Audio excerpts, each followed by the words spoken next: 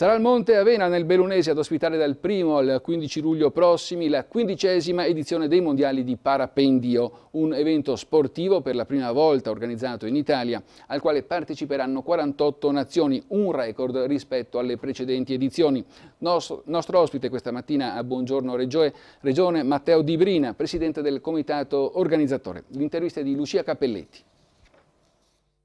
Valbelluna, luogo ideale per questo tipo di competizione. Sì, infatti si presta proprio orograficamente, è una vera palestra naturale per questo sport. Mercoledì 28 la presentazione dell'evento con il passaggio delle frecce. Sì, dalle 15:30 noi iniziamo la nostra presentazione del mondiale aperta al pubblico e alle 18:30 con la chiusura di questa presentazione ci sarà il sorvolo delle frecce tricolori.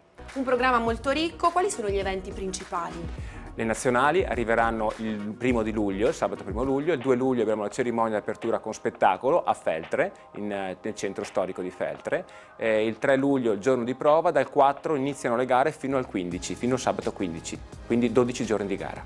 Quali sono gli eventi collaterali? Sono numerosi. Dalla possibilità per tutti lì in località Boscherai a Pedavena di innanzitutto venire a provare un volo in tandem di parapendio, poi avremo la possibilità di fare altri sport, il canyoning, l'arrampicata, la possibilità di tour guidati nei centri storici del Feltrino, ma anche giri turistici in e-bike, tutto di più, serate gastronomiche, serate party, molta festa. Vi aspettate tantissimi visitatori? Noi sì, abbiamo pensato che questa cosa fosse del territorio, il territorio sta rispondendo molto bene, ma soprattutto c'è tanto entusiasmo e tanti eventi collaterali che sicuramente faranno vivere un bel momento tutto il Feltrino. E con questo è tutto, grazie per l'attenzione e ancora.